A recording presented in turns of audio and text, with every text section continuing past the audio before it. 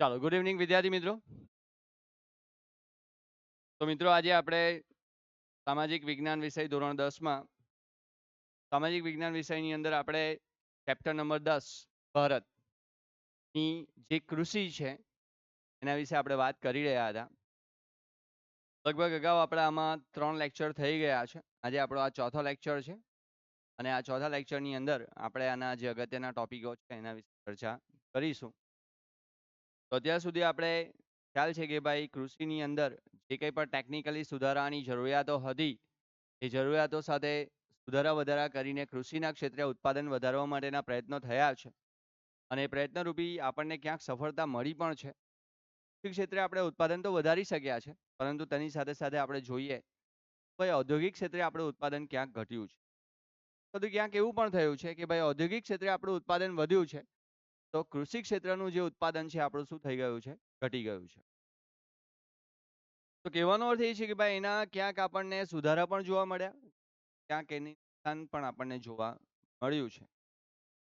તો આવા જે કંઈ પણ આગળના ટોપિકો છે એની આપણે હવે અગાઉના લેક્ચરની અંદર આપણે ચર્ચા કરી છે. કે ત્યાંથી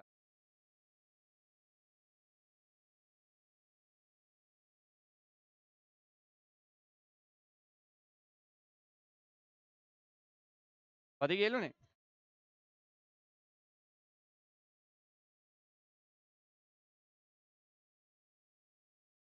સારું, ચાલો ધ્યાન આપો. તો ભાઈ હવે આપણા ત્યાં જે સંસ્થાકીય સુધારાઓ થયા છે તેના વિશે વાત કરીએ તો ભારતમાં જે સૌપ્રથમ પહેલા આપણા ત્યાં એક વ્યવસ્થા હતી કે ભાઈ જમીનદારી પ્રથા આપણા ત્યાં અમલમાં હતી અંગ્રેજોના સમયમાં. તમને યાદ હોય તો ધોરણ 8માં આપણે બીજા ચેપ્ટરમાં ભણ્યા હતા. આ થોમસ મુનરો નામનો જે વ્યક્તિ હતો એણે જમીનદારી પ્રથા અમલમાં મૂકેલી, જેની અંદર ગામની અંદર જે જમીનદાર હોય કરતો મહેસૂલ ઉઘરાવતો. આ પ્રથા ત્યારથી ચાલી આવતી હતી કે ભાઈ ખેડે તેની જમીન, બધું ખેડે તેની જમીન. ભારતમાં જમીન માલિકી, આ ખેત ધિરાણ અને ખેત પેદાશોના વેચાણ અંગે થયેલા સુધારા સંસ્થાગત સુધારાઓ ગણાય છે. સરકારે જમીનદારી પ્રથા તો નાબૂદ કરી દીધી. આપણને ખ્યાલ છે કે ભાઈ પહેલા જમીનદાર મહેસૂલ ઉઘરાવતો, હવે મહેસૂલ જમીનદાર ઉઘરાવતો નથી. હવે સીધે સીધું ખેડૂત પોતાનું જે મહેસૂલ છે એ મહેસૂલ ખાતાની ઓફિસમાં ભરી શકે છે. આ શોષણ અટકાવાયું છે. આજે આપણા ત્યાં ખેડે તેની જમીનના કાયદા દ્વારા ખેડનારને જમીન માલિકીનો સાચો હક આપવામાં આવ્યો. આ કાયદો સારો પણ હતો, પણ પરિસ્થિતિ એ આવી કે કેટલાક ખેડૂત જમીન બચાવી ભાડે. કારણ કે આ કાયદો જ્યારે અમલમાં આવ્યો, ખેડે તેની જમીન, ખેડૂત ખેતીનો જે જમીન હોય એનો માલિક કોઈ બીજો હતો, એનો જે માલિક હતો એ કોઈ બીજું હતું અને પરિસ્થિતિ આવી કે ભાઈ જે ખેડે તેની જમીનના કાયદા અંતર્ગત જે વ્યક્તિ જે ખેડૂત જમીનને ખેડતો હતો એનો જે હક છે એ કોને જતો રહ્યો? ખેડૂતને જતો રહ્યો. ખેડૂતે પછાડી. આ કાયદો આવો હતો તે કાયદામાં આવ્યા છે. જમીનની ટોચ મર્યાદા કાયદા દ્વારા જમીન માલિકીની અસમાનતા દૂર કરેલ છે. કિસાન ક્રેડિટ કાર્ડ, તમે જો આજે બેંક ક્રેડિટ કાર્ડ આપે લોન જ છે. અહીંયા કિસાન એટલે કે ખેડૂતને પણ આજે ક્રેડિટ કાર્ડ આપવામાં આવે છે, જે અંતર્ગત ખેતીની અંદર એને જે કંઈ પણ જરૂરિયાતો છે ક્રેડિટ કાર્ડના આધારે તેમાંથી વસ્તુ એટલે કે પૈસાથી પોતાની વસ્તુઓને ખરીદી શકે. ત્યાર પછી 1 વર્ષ પછી એને જ્યારે એમ લાગે કે ભાઈ આ ખેતીની અંદર મને આ વસ્તુની જરૂરિયાત છે અને વસ્તુ મેં ખરીદી છે, તો હું આ જ્યારે પાક પાકશે ત્યાર પછી એના પૈસા ભરી દઈશ. તો એ પ્રકારની વ્યવસ્થા કિસાન ક્રેડિટ કાર્ડની અંદર કરવામાં આવી છે. રાષ્ટ્રીયકૃત તેમજ સહકારી બેંકો દ્વારા ખેડૂતોને આર્થિક મદદ પણ આપવામાં આવે છે. કૃષિ ઉપર ધિરાણ પણ આપવામાં આવે છે, એટલે કે લોન આપવામાં આવે. ધિરાણ એટલે શું કહેવાય? લોન આપવી. સરકાર બિયારણ અને ખાતરો અને જંતુનાશક દવાઓ ખરીદવા માટે સબસિડી અને આર્થિક મદદ પણ કરે છે. તો સબસિડી અને લોનમાં બે જ ફેર છે. ધિરાણ અને સબસિડીમાં ફેર શું છે તમને? લોન હોય ને, લોન ધિરાણ જો તમે લીધેલું હોય ને તો ધિરાણના પૈસા તમારે વ્યાજ સહિત પાછા ચૂકવવા. પરંતુ સબસિડીમાં કેવું હોય કે ભાઈ 30% સબસિડી આપે, 40% સબસિડી, 50% સબસિડી પણ હોય. તો એ સબસિડીના પૈસા તમારે પાછા જમા કરાવવાના હોત. સરકાર દ્વારા તમને આર્થિક દાખલા તરીકે 50,000ની વસ્તુ લીધી તો એમાં તમને તો કે ભાઈ 10%ની સહાય મળી છે, તમારે એમાં 5,000 રૂપિયા ઓછા ભરવાના હોય, બાકીના પૈસા ભરવાના. તો આ રીતે પણ સરકાર તમને આર્થિક મદદ કરતી જોવા મળે છે. પ્રધાનમંત્રી પાક વીમા યોજના, ઘણીવાર એવું બને છે કે ભાઈ આપણા ત્યાં મોસમી ઋતુ જોવા મળે છે, અલગ અલગ ઋતુઓનો આપણે અનુભવ કરીએ છીએ અને અલગ અલગ ઋતુઓના આધારે આપણે પાક પણ લઈએ છીએ.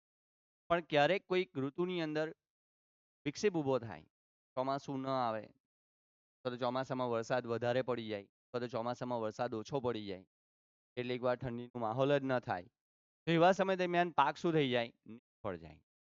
તો એવા સમય દરમિયાન સરકાર પ્રધાનમંત્રી પાક વીમા યોજના આપે છે, જે અંતર્ગત તમારા પાકને જે નુકસાન થયું છે એ દ્વારા વીમાની ભરપાઈ કરવામાં આવે છે. આ પાકોનું વિમાકીય રક્ષણ પૂરું પડાય છે. દુષ્કાળ કે વધુ વરસાદને કારણે પાક નિષ્ફળ જાય ત્યારે સરકાર દ્વારા ખેડૂતોને આર્થિક સહાય પણ આપવામાં આવે છે. જાણો છો, જે લોકો ખેડૂત હશે ખ્યાલ હશે. માર્કેટ યાર્ડમાં ખેત પેદાશોને વેચાણ કાયદાકીય જોગવાઈ કરી ખુલ્લી હરાજીની પ્રક્રિયા વ્યાપક બનાવી. તમે જો આજે દાળ હોય કે પછી કોઈ કૃષિ પેદાશો એવી હોય કે જેની માંગ વધારે રહે છે, તો એવી વસ્તુ માટે આજે ઓનલાઈન બોલી કરી દેવામાં, ખુલ્લી હરાજી. દાળની પણ આજે ખુલ્લી હરાજી. તમે જો દાળ બધી જ જગ્યાએ લગભગ ભાવ કેવો હશે? સરખો જ હશે. એની હોય, મગની દાળ હોય કે ગમે તે દાળ હોય, ભાવ બધી જગ્યાએ એક જ હશે. ખુલ્લી હરાજી, જે હોય તે બધાને એક જ સરખા ભાવે વસ્તુ આપવામાં આવશે. તો માર્કેટ યાર્ડમાં ખેડૂતો શું કરે છે? એ વસ્તુને વેચી દે છે અને ત્યાંથી સરકાર એવી વ્યવસ્થા કરે છે કે ભાઈ બધા લોકોને સરખા ભાવે વસ્તુ મળી શકે. ખેડૂતોને ખેત પેદાશોને પોષણક્ષમ ભાવ મળી રહે તે માટે સહકારી મંડળીઓની શરૂઆત કરાઈ છે. આપણા ત્યાં પણ છે. અલગ અલગ પાક માટે અલગ અલગ સહકારી મંડળીઓની પણ રચના થઈ છે કે જ્યાં ખેડૂત પોતાનો પાક વેચી શકે છે અને પાકને વેચીને ખરીદ વેચાણ સંઘ છે કે પછી સહકારી ધોરણે ગોદામો બનાવાયા છે, શીત ગૃહો બનાવાયા છે, પરિવહન અને સંદેશા વ્યવહારની સુવિધા પણ આજે પૂરી પાડવામાં આવી છે. ખેડૂતો પાસેથી ખેત પેદાશોની સરકારે નક્કી કરેલ પોષણક્ષમ ટેકાના ભાવે ખરીદી કરવા માટે નીચેની સંસ્થાઓ કાર્યરત છે. ભારતીય રાષ્ટ્રીય કૃષિ સહકારી વિપણન સંઘ, the national agriculture cooperative marketing federation of India, NAFED. આ સંસ્થા એક એવી સંસ્થા છે કે જે કૃષિ જે કંઈ પણ પાક ઉગે છે એ પાકનું યોગ્ય વળતર ખેડૂત સુધી પહોંચે તે માટે આ સંસ્થા કાર્ય કરતી જોવા મળે છે. ત્યાર પછી બીજી સંસ્થા છે ગુજરાત તેલીબિયા ઉત્પાદક સંઘ, the Gujarat cooperative oil seeds and growers federation. જે તેલીબિયાના જે પાકો છે એ પાકોને ખેડૂતોના જે પાકો છે એને ખરીદે છે અને ત્યાર પછી ઓઇલ સીડ્સ એટલે કે ઓઇલ બનાવનારી કંપનીઓ એ વેચે છે અને એમાંથી જે કંઈ પણ પૈસા મળે છે એ ખેડૂતોને યોગ્ય પોષણક્ષમ ભાવ પૂરો પાડે છે. NDDB, national dairy development board. આ સંસ્થાનું મુખ્ય કાર્ય એ છે કે ભાઈ ખેડૂતો મોટેભાગે પશુપાલન સાથે જોડાયેલા હોય છે. તો જે દૂધ છે અને દૂધની બનાવટો છે એ રાષ્ટ્રીય ડેરી ડેવલપમેન્ટ બોર્ડ દ્વારા એ દૂધની જે સપ્લાય છે એ ત્યાં સુધી કરવામાં આવે છે અને ખેડૂતોને પશુપાલનનો પણ યોગ્ય વળતર મળી રહે તે માટેનો પ્રયત્ન કોણ કરે છે? રાષ્ટ્રીય ડેરી ડેવલપમેન્ટ નિગમ, national dairy development board. Clear? હરિયાળી ક્રાંતિ. આપણા દેશમાં ઈસવીસન 1960ની અંદર આપણે વાત કરીએ એટલે કે ભારત દેશ આઝાદ થઈ ચૂક્યો. હવે ભારત દેશની અંદર પોપ્યુલેશન ધીમે ધીમે વધી રહી હતી. પોપ્યુલેશનમાં આપણે આગળ નીકળી રહ્યા હતા. સ્વાભાવિક છે કે ભાઈ હવે પરિસ્થિતિઓ એવી હતી કે ભાઈ હવે જેટલું ઉત્પાદન થતું હતું એટલાથી ચાલે તેમ હતું નહીં. હવે ઉત્પાદન વધારવાની જરૂરિયાત હતી અને એટલા માટે સરકારે 1960ના દશકામાં કૃષિ ક્ષેત્રે હરિયાળી ક્રાંતિ સર્જી. એવો સમયગાળો હતો કે જ્યારે દેશમાં અનાજની તીવ્ર અછત પ્રવર્તી. લોકો દુષ્કાળ પડે એટલે મરવાની વાત ચાલુ થઈ જાય, મરવા માંડે બધા, ખોરાક જ નહીં હોય લોકો પાસે. આજે તમે જુઓ, કોરોના આવ્યો, સરકારે બધા જ લોકોને મૂલ્ય ક્યાંથી આવ્યું? અનાજ બફર સ્ટોક. સરકાર દર વર્ષે અનાજનો કેટલોક જથ્થો બફરમાં મૂકે, બફર સ્ટોકમાં રાખે. એ સમયે કામમાં આવે છે કે જ્યારે કોઈ દુષ્કાળની પરિસ્થિતિ અથવા તો આવી કોઈ પરિસ્થિતિ હોય કે ભાઈ લોકો સુધી અનાજ ન પહોંચી શકે એમ હોય ત્યારે સરકાર આવી વસ્તુ બફર સ્ટોકને ખુલ્લો મૂકે છે અને બફર સ્ટોકના આધારે સરકાર લોકો દરે અનાજ પહોંચી શકે માટેના પ્રયત્ન કરે છે. આજે આપણા ત્યાં એવું બિલકુલ નથી કે ભાઈ કદાચ માની લો આજે આપણી પાસે બહુ વ્યવસ્થા છે. આજે આપણે કોઈ પ્રદેશમાં પહેલા કેવું હતું ભાઈ કે માની લો કે રાજસ્થાનમાં આપણા ગુજરાતમાં દુષ્કાળ પડ્યો, હવે દુષ્કાળ પડ્યો એટલે લોકો પાસે અનાજ હોય નહીં, ન હોય તો ખાવાની પરિસ્થિતિ ઊભી થાય. તો પહેલા ગાડલા જ હતા આપણી પાસે, ગાડા જ હતા પહેલા. તો ભાઈ દિલ્હીથી જો અનાજ અહીંયા સુધી આવે તો મહિનાઓ વીતી. આજે એવું નથી. આજે આપણી પાસે પરિવહનની સુવિધા છે, એક જ દિવસમાં અનાજ અહીંયા આવે. તો આ બધી સુવિધાઓ જે વધી છે એ સુવિધાઓને કારણે આજે આપણે જે પરિસ્થિતિમાં પહેલા આપણે જે જીવતા હતા એ પરિસ્થિતિમાં આપણે જીવવું પડતું નથી. બિયારણની સુધારેલી જાતોથી આજે ઉત્પાદન વધ્યું છે. રાસાયણિક ખાતરોનો વધતો પડતો ઉપયોગ દેશના ખેડૂતોને પ્રચંડ પુરુષાર્થ એટલે કે મહેનત. આજે ખેડૂતો પણ બહુ મહેનત કરે છે, આપણે જોઈએ. વીજ વિતરણની વ્યાપક વ્યવસ્થા આજે થઈ છે. સિંચાઈની સવલતોમાં પણ સુધારો થયો છે. આ પરિબળોથી કૃષિ ક્ષેત્રે આપણે ઉત્પાદનમાં શું કરી શક્યા છે? વધારો કરી શક્યા છે. આ અનાજમાં થયેલા ઉત્પાદનના વધારાને આપણે શું કહીએ? ગ્રીન રેવોલ્યુશન, એ હરિયાળી ક્રાંતિ તરીકે ઓળખાવીએ. તેમાં પણ ખાસ કરીને ઘઉંના ક્ષેત્રે જે આપણે ઉત્પાદન કરી શક્યા છે એને આપણે શું કહીએ છીએ? હરિયાળી ક્રાંતિ તરીકે ઓળખાવીએ. હરિયાળી ક્રાંતિનો મુખ્ય ઉદ્દેશ એ હતો કે ભાઈ કૃષિ ઉપજમાં વધારો કરવો, ખેડૂતોને વધુ પ્રમાણમાં રાસાયણિક ખાતર અને કીટનાશકોનો ઉપયોગ કરવા માટે પ્રેરિત કરવામાં આવ્યા અને કૃષિ ઉપજમાં પણ વધારો કરવાના લક્ષ્યને હાંસલ કરવામાં સફળતા પણ આપણને મળી છે. હરિયાળી ક્રાંતિથી ઘઉં અને ડાંગરના પાકમાં વિક્રમજનક ઉત્પાદન થયું છે. ભાઈ આ ક્ષેત્રે આપણે આજે ઉત્પાદન ખૂબ વધારી ચૂક્યા છે. તમે એવો હતો કે ભાઈ આપણા ત્યાં અનાજનું ઉત્પાદન બહુ થતું, કારણ કે ભાઈ ખેતીની અંદર ખેડૂતો પાસે એટલી જમીન નહોતી અને જમીન હતી તો ભાઈ ખેડૂત પાસે એટલા સાધનો હતા, જેને કારણે ઉત્પાદન કેવું થતું? ઓછું. પણ આજે એવું નથી. આજે આપણી પાસે બધી જ પરિસ્થિતિ સારી છે અને એટલા માટે આપણે આજે સારા પ્રમાણમાં અનાજ ઉત્પાદન કરી શકીએ. દેશમાં પહેલા જ્યાં ખાદ્ય અનાજની અછત હતી ત્યાં આજે અનાજના પર્યાપ્ત ભંડારો આપણી પાસે જોવા મળે છે. થાય છે, ચાલો આનાથી ક્યાં છે ખબર છે? ડાઉનમાં પાણી ડાઉનમાં પાણી કારણે સરકારનું જે બફર સ્ટોકમાં રાખેલું અનાજ હતું એ પલળી ગયું. ગયા વર્ષે પણ આવા કંઈ કેટલાક અનાજને સ્ટોક કરવાનો અર્થ કે આપણી પાસે ટેકનોલોજી આટલી છે કે આપણે આટલી સારી રીતે જીવી રહ્યા છે, તો આપણે આવી વસ્તુ બચાવવા માટે કંઈ પ્રયત્ન નથી કરવો જોઈએ. કારણ કે લોકો અનાજ ખોરાકનું અનાજ છે તે આ રીતે બગડી જતું તો અયોગ્ય છે. એક સમયે ભારતમાં દુષ્કાળ સમયાંતરે અનુભવનો એટલે કે પ્રકોપ હતો. આજે આપણી પાસે એવી કોઈ પરિસ્થિતિ. આજે કઈ જગ્યાએ દુકાળ પડે, સરકાર એક જ દિવસમાં અનાજ ત્યાં પહોંચાડે, કોઈ ભૂખું મરે. પણ પહેલા એવું હતું. ખાસ અસર જોવા મળી. અનાજના બફર સ્ટોકને કારણે દુષ્કાળ કે અછતની પરિસ્થિતિને સરળતાથી આજે આપણે સામનો કરી શકીએ. અન્ન ક્ષેત્ર દેશનું સ્વાવલંબન અને હરિયાળી ક્રાંતિ આજે સીમાચિહ્નરૂપ ઐતિહાસિક સિદ્ધિ આપણે ગણાવી શકીએ. આજે રોકડિયા પાકોનું વાવેતર વધતા કઠોળ અને ધાન્ય પાકોનું વાવેતર, અન્ન ઉત્પાદન ઘટ્યું છે.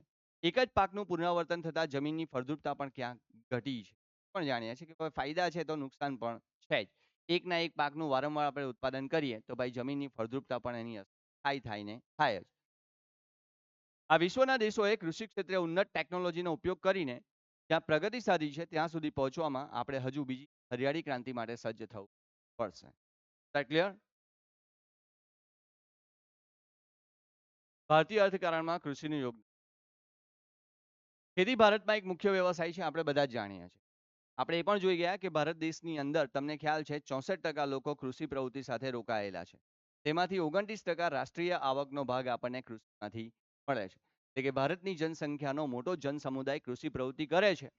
રાષ્ટ્રીય આવકનો ત્રીજો ભાગ પણ આપણને શેમાંથી મળે છે? કૃષિમાંથી જ મળે છે. તો એ આપણા માટે મુખ્ય આર્થિક પ્રવૃત્તિ આપણે ગણાવી શકીએ. તેમ છતાં હજુ અર્થતંત્રમાં તેનું મહત્વનું યોગદાન છે. દેશના લગભગ અડધો લોકોને રોજગારી પૂરી પાડે છે. કૃષિ ક્ષેત્રે દેશના કુલ ઘરેલું પેદાશને લગભગ જીડીપીનું ફૂલ ફોર્મ મેં તમને 15મા ચેપ્ટરમાં કીધેલું. ગ્રોસ ડોમેસ્ટિક પ્રોડક્શન કહેવાય. ગ્રોસ ડોમેસ્ટિક પ્રોડક્શન અથવા તો પ્રોડક્ટ એટલે કે કુલ ઘરેલું પેદાશ, જેમાં એનો હિસ્સો કેટલા ટકા રહ્યો છે? 17% રહ્યો છે. કેટલા ટકા રહ્યો છે? 17%. ભારતની મહત્વની કૃષિ પેદાશોમાં ચોખા, ઘઉં, ઓઇલસીડ્સ એટલે કે તેલીબિયા, કપાસ, તણ, ચા, શેરડી, તમાકુ, બટાકા વગેરે છે. તેની નિકાસમાંથી વિદેશી હુંડિયામણ પણ પ્રાપ્ત થાય છે. આ બધી વસ્તુઓને આપણે વિદેશમાં પણ એક્સપોર્ટ કરીએ જ છે અને જેના વિદેશી ચલણ છે એ પણ ભારતમાં આવે છે. જેનાથી ભારતમાં વિદેશી હુંડિયામણની જે પરિસ્થિતિઓ હતી એમાં મહદઅંશે આપણને સુધારો મળ્યો છે.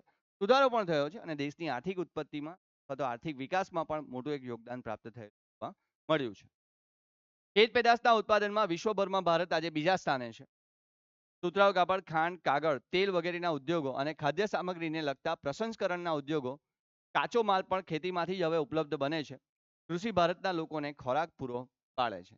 કોમન વસ્તુ છે, કારણ કે ભાઈ આપણે કૃષિ માટે કરીએ છીએ, આપણા ઉદ્યોગો માટે અને બીજું આપણા ખોરાક માટે.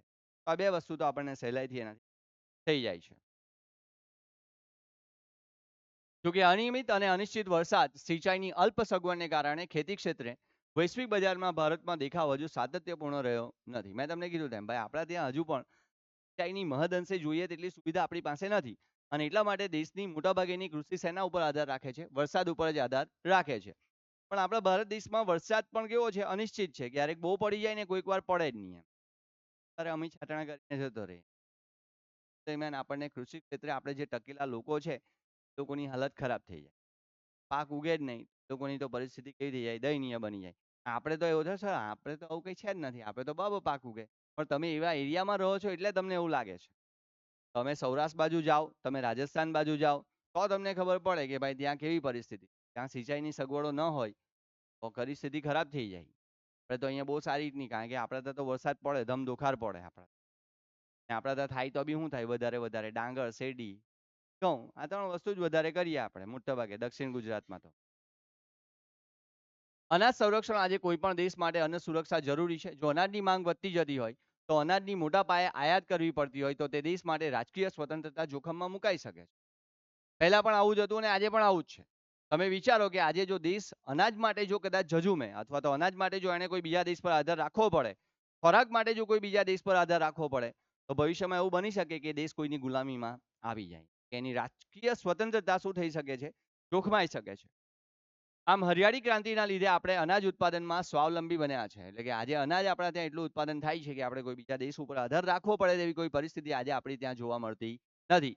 આજે ભારત દેશમાં એટલું અનાજ ઉત્પાદન કરી શકીએ છીએ કે ભાઈ જેનાથી કોઈને પણ ખોરાક માટે ક્યાંય વલખા મારવાની જરૂરિયાત નથી મળે છે. તે છતાં પણ ભારત દેશની અંદર આજે પણ 20% વસ્તી એવી હસુઈ છે.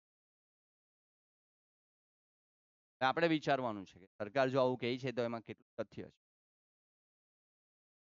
ઉત્પાદનમાં વધારા સાથે દેશની વસ્તીમાં પણ વધારો થયો છે. મેં તમને કીધું તેમ 1951માં દેશની વસ્તી કેટલી હતી? મેં તમને કીધેલું. કેટલી હતી? કીધું ને 36 કરોડ 10 લાખ. આજે જુઓ 148 કરોડ. તો આજે આપણે એક્ઝેક્ટ કહી દઈએ કે 2031માં વસ્તી ગણતરીનો છેલ્લો આંકડો આવશે તો 148 ની ઉપર હશે. હવે તમે વિચાર કરો કે ભારત દેશને આઝાદીને મળ્યા હજુ તો આપણે વર્ષ પૂર્ણ નથી કર્યા, ત્યાં આપણા દેશની વસ્તી કેટલી ગણી થઈ ગઈ? કેટલા ગણી થઈ ગઈ વિચારો. હવે વિચાર કરો તો શું આપણા દેશની અંદર આ રીતે વસ્તી વધતી જ જશે તો આવનારા સમયમાં આપણા માટે તકલીફ નહીં બને? 100% પડશે. કારણ કે શું એ દ્રષ્ટિએ આપણે અનાજ ઉત્પાદન કરી શકીશું? તેથી અનાજની માંગ પણ વધી છે. તેમ છતાં આપણા દેશમાં છેલ્લા 5 વર્ષોમાં અનાજનું ઉત્પાદન વધ્યું છે. 1950-51માં ભારતમાં 51 કરોડ ટન અનાજ ઉત્પાદન થતું હતું. જેની કારણે 2013-14માં વિક્રમજનક ઉત્પાદન થયું છે. કાં 51 અને કાં 265 કરોડ ટન. હજુ વધારવાની જરૂરિયાત પડશે આવનારા, કારણ કે આ સમયને આજે કેટલા વર્ષ છે? 10 વર્ષ. અને આ 10 વર્ષમાં આપણા ત્યાં કેટલો વધારો થયો? 24 કરોડ. 24 થી 25 કરોડની. હવે તમે વિચાર કરો કે આવનારા બીજા 10 વર્ષમાં 30 કરોડનો વધારો થશે. એટલે 2000 વાસ્તવિકતા છે. વાસ્તવિકતા છે. જે આંકડા બોલે છે તે જ તમને કહું છું. હું તો કંઈ ખોટું કહેતો જ નથી. આંકડા તો આ જ કહે છે કે 2041માં ભારત દેશની વસ્તી કેટલી હશે? 180 કરોડની ઉપર હશે. હવે આપણે શું કરશું ત્યાં? કઈ નહીં સર. અત્યારે જેમ ચાલતું છે તેમ ચાલે. અત્યારે મંદિરમાંથી લોકો મૂર્તિના ઘરેણા ચોરી જતા છે, પછી મંદિર જ ચોરી જાય. હે ને? કારણ કે જો ભાઈ હું ફેમિલી વાળો માણસ છું, સમજવાની વાત છે આ તો. હું પણ એક ફેમિલી વાળો માણસ છું. મારા ઘરે જો મારા બાળકો ભૂખા બેઠા હોય ને તો હું સારું શું છે ખોટું શું છે ન વિચારું. હું ખોટું કરું જ. કારણ કે મને ખબર છે મારું બાળક ઘરે ભૂખ્યું છે અને મારે એને ખવડાવવાનું છે. ત્યારે પછી હું એમ ન વિચારું ભગવાનના મૂર્તિ જ વાત છે ને. હું ખોટું તો કહેતો જ નથી તમને, અત્યારે પણ કહું છું. હું બહુ સમજી વિચારીને જ બોલું છું. પછી ત્યારે જો સરકાર એમ કહેતી હોય, સરકારને પહેલા સરકારે એક કાયદો બનાવી દીધો. ચાલો મને, હું એવું નથી કહેતો કે હું સરકારનો વિરોધી છું. પણ સરકારે એક કાયદો સરસ બનાવ્યો કે ભાઈ 20 વર્ષ 14 વર્ષથી નાના બાળકને ક્યાંય મજૂરી કામ કરાવી શકાશે નહીં. એ બાળ મજૂરીમાં આવશે. Very good, very good. હું માનું છું કે બહુ સરસ વાત. સરકારે આવું કરવું જ જોઈતું. પણ સરકારે ક્યારે કર્યું? એ જે 14 વર્ષના બાળકો જે પહેલા કામ કરતા હતા એ કયા કારણોસર કામ કરતા? પ્રશ્ન ઘણા બધા છે. કયા કારણોસર કામ કરતા હતા? ભાઈ એ લોકોના ફેમિલીની અંદર કોઈ કમાવાવાળું યોગ્ય વ્યક્તિ હતું નહીં. એ લોકોનું ફેમિલી બહુ મોટું હતું ને એટલા માટે ઘરમાં એ બાળકો એમને હેલ્પ કરવા માટે કમાતા હતા. હવે તમે વિચાર કરો કે આવા બાળકોને સરકારે બાળમજૂરીમાં રોકવા માટેનું અભિયાન ચલાવી દીધું. પણ એ ઘરની અંદર જે પેલા 5 બાળકો હતા, 10, 5, 6, 7, 8 બાળકો હતા, હવે એમના માતા પિતાને કેટલી પરિસ્થિતિઓ કઠિન બની. શું સરકારે એવી વ્યવસ્થા કરી કે ભાઈ બાળકને પહેલા તો શિક્ષણ ફરજિયાત અપાવવું પડશે? આપણા ભારત દેશમાં હજુ પણ એવા કુટુંબના બાળકો છે, ઘણા બાળકો રખડે જ છે. તો એવા બાળકો માટે હોમ શેલ્ટર ખોલ્યા કે ભાઈ એ બાળકો માટે એવી જ વ્યવસ્થા કરો કે જ્યાં બાળક રહી શકે, એ ભણી શકે, એના મા બાપથી નથી પલવાય એવું તો એ બાળકને સરકાર પૂરું પાડે, એવા કોઈ પ્રયત્નો કર્યા? કાયદા બનાવવા અને ખાલી શું બને કાયદા બને, કાયદાનો અમલ કરાવો છે. પણ એ કાયદાથી કેટલી પરિસ્થિતિઓ ગંભીર આવશે એના વિશે કોઈ દિવસે વિચારતી. આપણા ત્યાં યોજના તો બહુ બધી, બહુ બધી યોજના, પણ યોજનાનો અમલ કેટલા અંશે થાય ને તમે બી જાણો. તો આપણે આ વસ્તુમાં ભાઈ એવા જે બાળકો છે એ લોકો કઈ પરિસ્થિતિમાં કમાતા હતા, એ લોકો શા માટે કમાતા હતા, એ પરિસ્થિતિને પહેલા જાણીએ, એ પરિસ્થિતિમાંથી એ લોકોને બહાર કાઢીએ અને એ બહાર કાઢ્યા પછી એ લોકોની એવી વ્યવસ્થા કરીએ કે ભાઈ એ લોકો જ્યાં રહી શકે, ત્યાં ખાઈ શકે અને એ લોકો સારી રીતે ભણીને પોતાનું પણ જીવન બનાવી શકે. એવા પ્રયત્નો પછી સરકારે કરવા. પણ હવે હું રાજકીયમાં નથી, રાજ્યનો કોઈ એવો કારભારી નથી, સામાન્ય શિક્ષક છું. માટે આટલું જ કરી શકું કે આવનારું ભવિષ્ય તમે છો. તમે આ વસ્તુ વિશે વિચારજો. માંથી કોઈ MLA બની જાય એને પૂર્વેશ.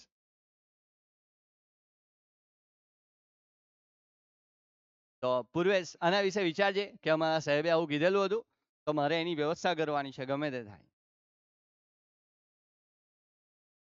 આજે આપણી પાસે એટલું અનાજ છે કે આપણે ન્યૂનતમ જરૂરિયાતોને પૂરી કરી શકીએ છીએ. ન્યૂનતમ જરૂરિયાતો તમે જુઓ, સરકાર હજુ પણ છાતી ઠોકીને કહે છે કે આપણે લોકોની ન્યૂનતમ જરૂરિયાતોને પૂરી કરી શક્યા છે. તો આપણા ભારત દેશમાં ન્યૂનતમ જરૂરિયાતો જો પૂરી થતી હોય તો ભારત દેશમાં કોઈએ ભીખ માંગવી જ નહીં જોઈએ. તે છતાં પણ આપણે ત્યાં લોકો ભીખ માંગે છે. આ કેટલું યોગ્ય છે તમારે વિચારવાનું. હું કાલે મેં તમને કહ્યું રવિવારે હું અમદાવાદ ગયેલો અને રવિવારે અમદાવાદ ગયો ત્યાં મેં જોયું એક નીનું સ્વાભાવિક યાર મેં ખાધેલું, બહુ સારું ખાધેલું. પણ હું 2 વાર ત્યાંથી નીચે ઉતર્યો, 2 વાર ઉપર ગયો, 2 વાર ફોન આવ્યો, પાછો એકવાર નીચે આવ્યો. ત્યાં મારી નજર પાલી વધે રહીને પેલા છોકરા ઉપર જ પડે. પગથિયા પર બેઠો બેઠો એ છોકરો માંગે.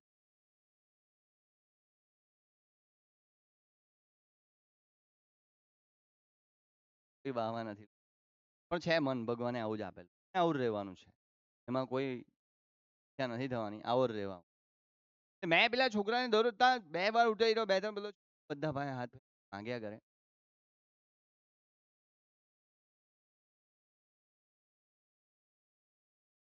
હસતા હતા. હાય.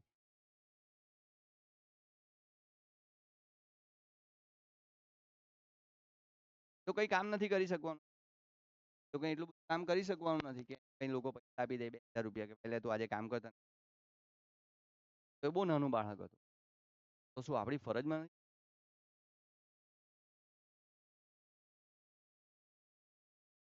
ઉપર ઉભા ઉભા 4-4, 5-5 આઈસ્ક્રીમ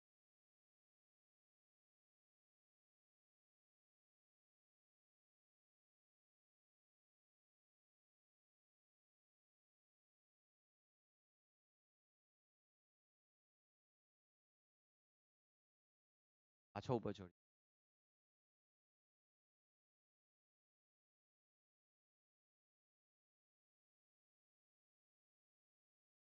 ના ના, મને પ્રાઉડ થાય.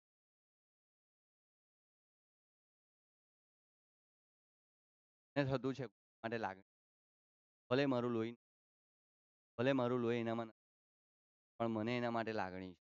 એ પ્રાઉડ ફીલ મને થતું છે. એટલા માટે મને ખુશી. ને આ જિંદગી યાદ રાખજો, વિચાર આપો ને ખવડાવેલું ને કરેલું કશે જ હતું. મારી સાથે નથી, મેં ખુશ હતો.